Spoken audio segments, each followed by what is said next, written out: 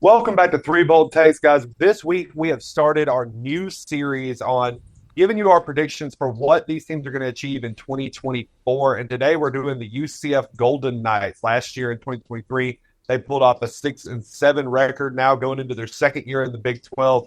I'm curious, Freddie, what do you think UCF is going to achieve this year in the Big 12 play? Yeah, man. So I'm actually super excited for UCF this year under Gus Malzahn in the Big 12, especially with Texas and Oklahoma now leaving. Some of the Pac-12 schools coming into backfill. It's going to be a very interesting year, to say the least, for them. If you look at their schedule, which it is up on the screen, it's a pretty favorable schedule, if you ask me. Your non-cons, you pull Florida in the non-con. Now, Florida's not going to be that great at all. However, it is an in-state game. They don't play all that often, so I'm very interested to see how that one plays out. So that's a game to look at. And then obviously, you have Arizona, West Virginia, and Utah. You finish the season actually with Utah. That Utah game might determine who goes to the Big 12 championship game. I'm pretty high on UCF this year. I've got them going 9-3 this year. I think they lose to Utah. Arizona is not going to be as good as they were last year. We're going to talk about Arizona State tonight. Buns. West Virginia is a possible loss. I'd call Florida a possible loss, but Cincinnati, BYU, I legit think that UCF could have a very good season this year. I think the shock factor of being in the Big 12 and playing Power 5 competition week in and week out is gone. They've played these road environments now a year, so they're a little bit more prepared in that front as well. I'm high on UCF and Gus Malzahn. 9-3 is my mark. Chase?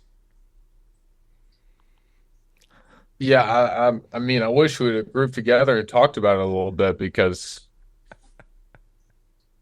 geez, I'm about to hurt feel. I have them winning 6 games. That's kind of where I'm at. I'm not as favorable on UCF. I'm looking at their schedule, and you popped on immediately and said that they have a favorable one. I was actually kind of grinding my teeth at it. It looks kind of tough.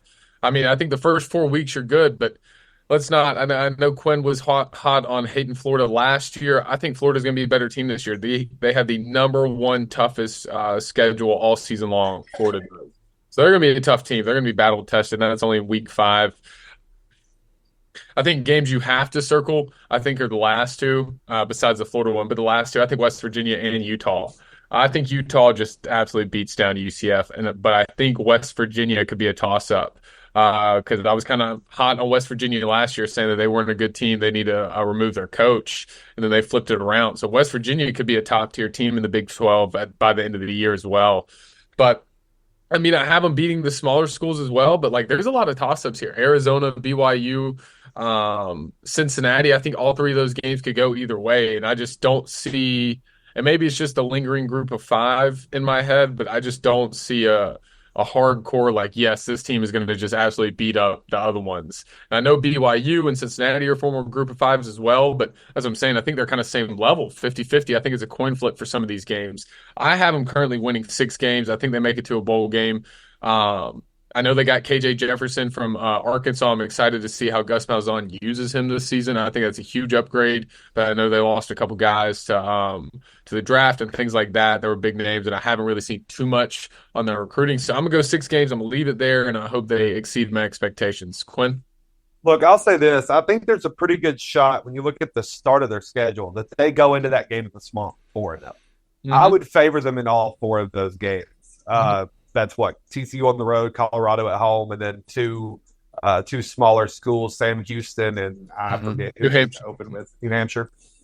That Florida game is huge because here's what I'm going to tell you. I think there's 5 guaranteed wins. I want to say 6 on this schedule for UCF. I think 5 to 6 wins is almost a lock. So for me, UCF has 1 of 2 things. They're either going to go 8-4. Or I think this team's going to be like a 10-2 type team. And I think it all hinges on the Florida game. So if you're UCF, you're the new kid on the block in the state of Florida in terms of like Power Four programs.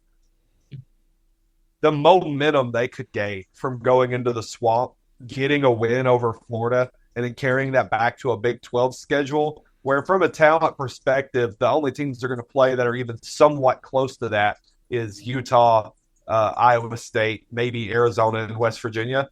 So you should be able to translate that momentum, I think, into a lot of inside of the Big 12 play.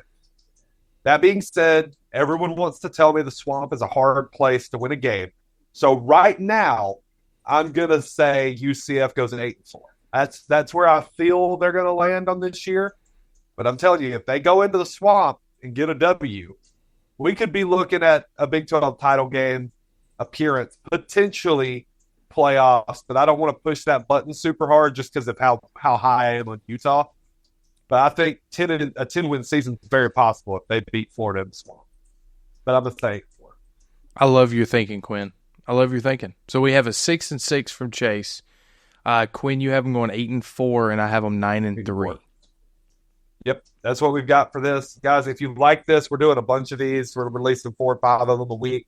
We're going to preview a bunch of teams going into the 2024 season. That being said, this was our UCF video. I've been Quinn, joined by Freddie and Chase. We're 3 bold takes, and we're signing out for this one.